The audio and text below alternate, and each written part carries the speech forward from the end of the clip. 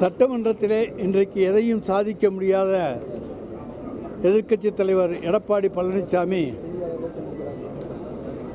கூட்டணி என்கின்ற ஒற்றை அஜெண்டாவோடு இன்றைக்கு சட்டமன்றத்துக்கு வந்து தோல்வி கண்டு அதுக்கு பிறகு செய்தியாளர்களை சந்தித்து பொய்யான பல்வேறு செய்திகளை உங்களிடத்தில் தந்து சென்றிருக்கிறார். அதற்கான விளக்கங்களை தர வேண்டியது எங்களுடைய கடமை. ஏன்னா எந்த ஒரு அரசாங்கமும் இதுவரைக்கும் நாங்கள் சட்டமன்றத்தில் பார்த்துருக்கின்றோம், தர்ணா பண்ணி உட்கார்ந்தே இருப்பார்கள், அவர்களை சட்டமன்ற காவலர்கள் வெளியேற்றுவார்கள்.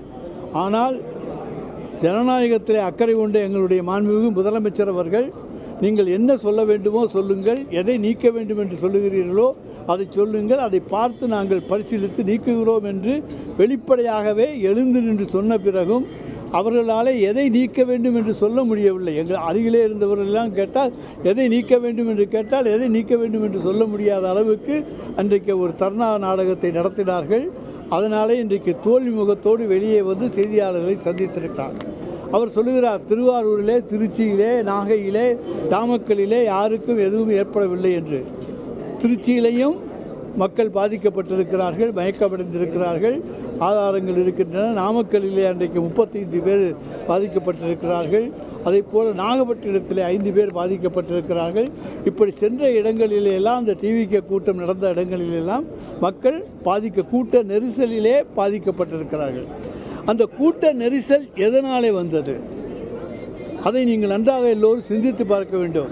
இப்பொழுது எந்த அரசியல் கட்சி தலைவரும் ஒரு பொதுக்கூட்டத்துக்கோ ரோட் ஷோவுக்கோ போவதாக இருந்தால் அந்த இடத்துக்கு ஒரு 500 மீட்டருக்கு முன்னாலேயே அவர்கள் அந்த வேனிலே எழுந்து நின்று கொண்டு அங்கே தங்களை காண வந்திருக்கின்ற பொதுமக்களை பார்த்து கையசைத்து கும்பிட்டு அவர்களுடைய வாழ்த்துக்களை பெற்றுக்கொண்டு அவர்கள் தருகிற சால்வைகளை பெற்றுக்கொண்டு செல்வார்கள். இதுதான் வழக்கம். ஆனால் இவர் 500 மீட்டருக்கு முன்னாலேயே வேனுக்கு அந்த பெரிய பஸ்ஸு, அந்த பஸ்ஸுக்குள்ளே ஒளிந்து கொண்டு விட்டார், உட்கார்ந்து கொண்டு விட்டார். அதற்கு பிறகு லைட்டுகளையும் அமர்த்தி விட்டார்கள். எந்த ஒரு தலைவராவது தான் இருப்பது வெளியே தெரியாமல் இருக்க வேண்டும் என்பதற்காக அமர்த்திவிட்டு எந்த ஸ்பாட்டில் தான் பேச வேண்டுமோ அந்த ஸ்பாட்டுக்கு வந்தவுடனே லைட்டை போட்டு போட்டு போட்டு போட்டு அமர்த்தினாங்க. சினிமாவில் லைட்டை அமர்த்தி அமர்த்தி போட்டு காமிக்கிற மாதிரி இந்த சீன்ஸ் காமிப்பாங்கள்ல, அதுபோல் காமிச்சாங்க. அதனால் மக்கள் கூட்டம் அவரை பார்க்க முடியாத சூழ்நிலை ஏற்பட்ட காரணத்தாலே பின்னாலே இருந்தவர்கள் முண்டி அடித்து கொண்டு முன்னாலே வந்தார்கள். அந்த முன்னாலே எல்லாம் வந்ததுனாலே தான் இன்றைக்கி ஒரு கூட்ட நெரிசல் ஏற்பட்டு அங்கே மூச்சு திணறித்தான் இன்றைக்கு ஒரு 10-15 பேர் இறந்திருக்கிறார்கள் என்று சொன்னால் மூச்சு திணறி இறந்திருக்கிறார்கள். அப்படிப்பட்ட ஒரு சூழ்நிலையை வேண்டுமென்றே அங்கே உருவாக்கி இருக்கிறார்கள். அதே போல் எங்களுக்கு மின்சாரம் வேண்டாம், நாங்களே ஜெனரேட்டர் வைத்துக் கொள்கிறோம் என்று சொன்னார்கள். அப்புறம் அந்த ஜெனரேட்டரில் திடீர்னு வேறு லைட்டை காமிக்கிறாங்க. அந்த மாதிரியான சீன்களை எல்லாம் நீங்கள் பார்த்துருக்கிறீர்கள். எனவே எங்களை பொறுத்த வரைக்கும் அன்றைக்கு அதாவது வேறு விசாலமான இடம் தந்திருக்கலாமே, மாநாடு நடத்திய இடத்தில் தந்திருக்கலாமே என்று இன்றைக்கு கேட்கிறார்கள். ரோட் ஷோவுக்கு மாநாடு கரூரிலிருந்து 2 கிலோமீட்டருக்கு அங்கிட்டு மாநாடு நடத்துகிறோம். 2 லட்சம் பேர் கூடக்கூடிய இடம். நாங்கள் 10,000 பேர் வர்ற இடத்துல கேட்குறோம். அதனால் தாங்கன்னு கேட்டால் உள்ளுக்குள்ளே இருக்க ரோடை தருவோமா, அதை விட்டுட்டு அந்த இடத்தையும் மாநாடு நடத்தின இடத்துல அவங்க கேட்கவும் இல்லை. கேட்டிருந்தால் கொடுத்துருக்கலாம். ஆனால் அந்த இடத்துல அவங்களால 2 லட்சம் பேரை கூட்ட முடியாது. ஒரு 30,000 பேர் 20,000 பேருக்கு தான் கூட்டி ஒரு நெரிசலை காண்பிக்க முடியுமே தவிர வேற இல்லை. அதனால் இப்போ சொல்கிறார் அவர், மாநாடு நடத்துகிற இடத்த கொடுத்துருக்கலாமே. மாநாடு நடத்துகிற இடத்துல அவங்க கேட்கவே இல்லையே. கேட்டிருந்தால் தானே அந்த பிரச்சனையே வரும்.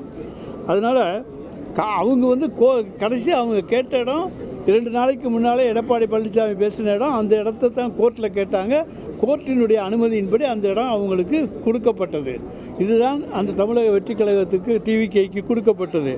30 விழா நடந்த இடத்த கொடுக்க வேண்டிய அவசியம் அவங்க கேட்காதனால எழவே இல்லை. இது திட்டமிட்டு நடந்த சம்பவமாக இருக்கும் என மக்கள் நினைக்கின்றனர். எப்படிங்க மக்கள் நினைக்கிறாங்கன்னு பழனிசாமியினுடைய உள்மனது சொல்லுது. பழனிசாமி வேணால் அப்படி நினைக்கலாம்.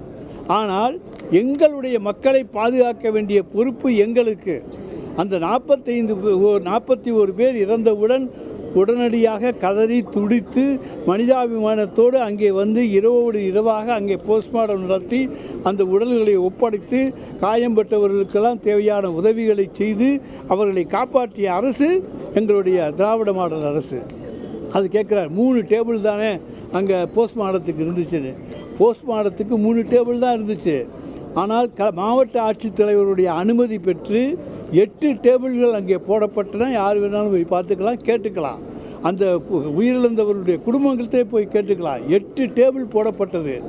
ஏறக்குறைய இப்போ பல மாவட்டங்களிலிருந்து போஸ்ட்மார்ட்டத்துக்கான டாக்டர்களே வரவழைக்கப்பட்டார்கள்.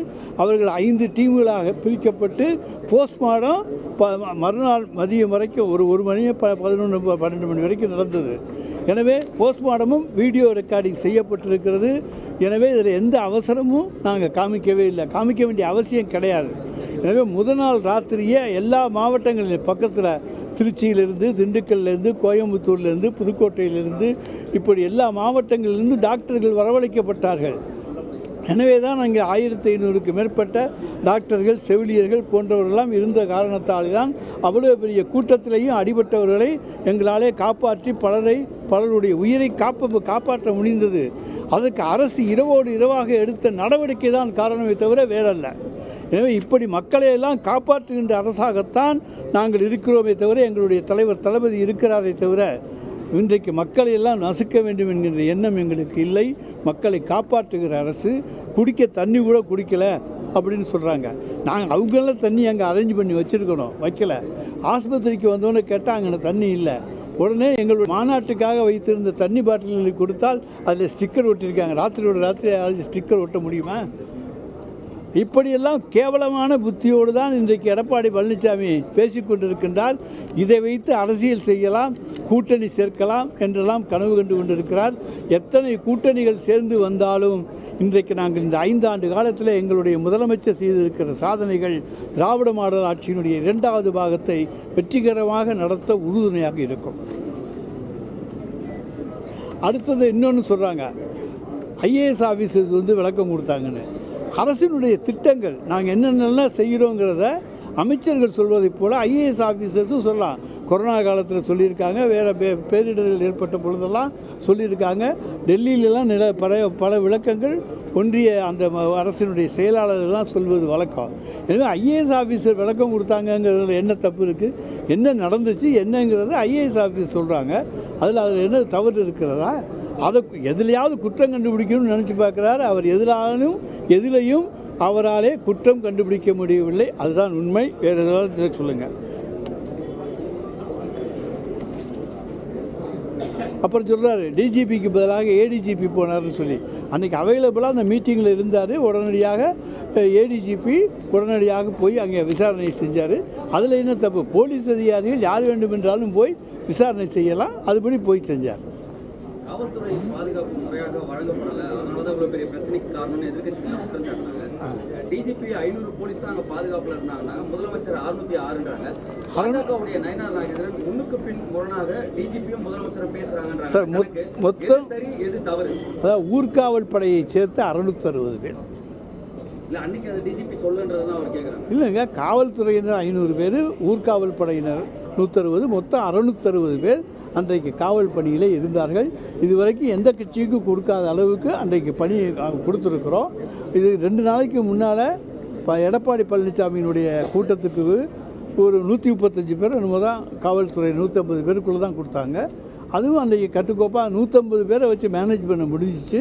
இது ஏன் மேனேஜ் பண்ண முடியலைன்னா, அந்த கூட்டம் இருக்கிற இப்போ இங்கே நம்ம எல்லோரும் நிற்கிறோம், தனித்தனியாக நிற்கிறோம், எல்லாம் சேர்த்து ஒன்றா கிராம்டாக வந்தோம்னா அங்கே நசுக்கும்.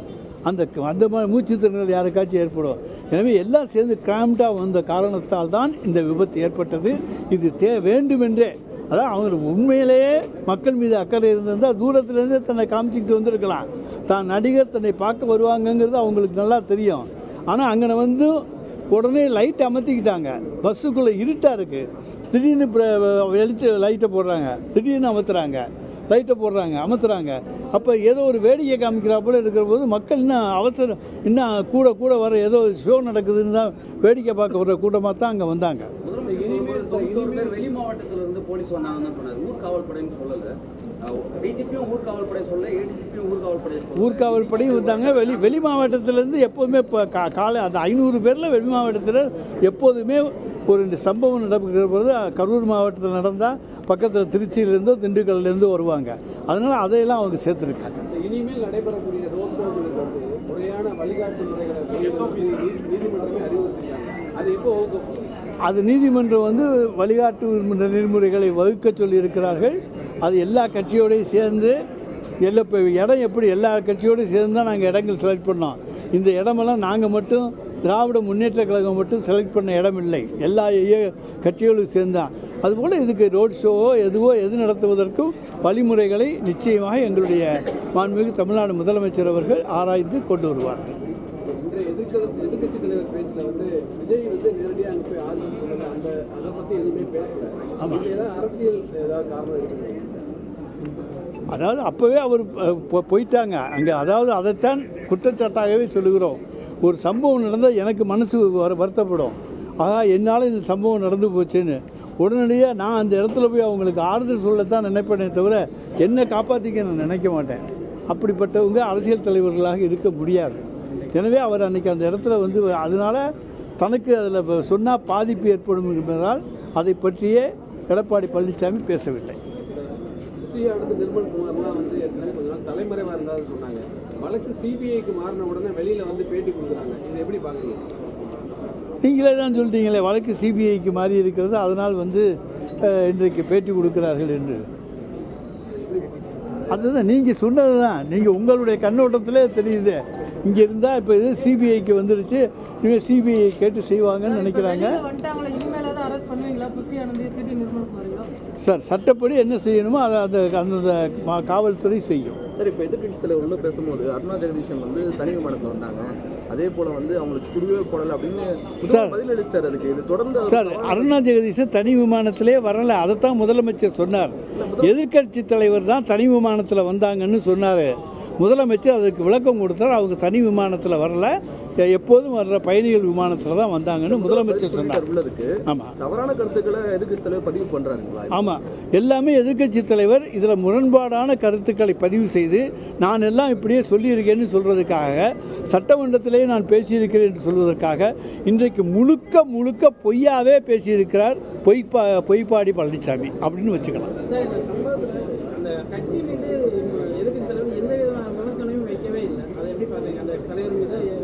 அதாவது அது நாங்கள் தான் சொன்னோம், கூட்டணிக்கு அச்சாரம் போடுவதற்காக அவர் இன்றைக்கு இந்த முயற்சிகளை எல்லாம் மேற்கொண்டிருக்கலாம். எத்தனை பேர் சேர்ந்து வந்தாலும் அவர்கள் எதிர்க்கின்ற சக்தி திராவிட முன்னேற்ற கழகத்தினுடைய தொண்டனுக்கு உண்டு, எங்கள் தலைவருக்கு உண்டு. நிச்சயமாக திராவிட மாடல் ஆட்சியினுடைய 2ஆம் பாகம் தொடரும். அதை தமிழ்நாட்டு மக்கள் முழுமையாக ஆதரிப்பார்கள்.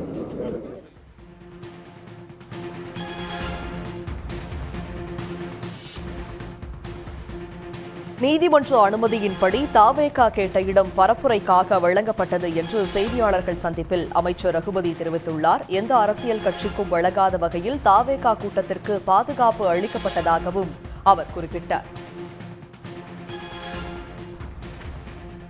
உடனுக்குடன் செய்திகளை தெரிந்து கொள்ள சன் நியூஸ் பெல் ஐகானை கிளிக் பண்ணுங்க.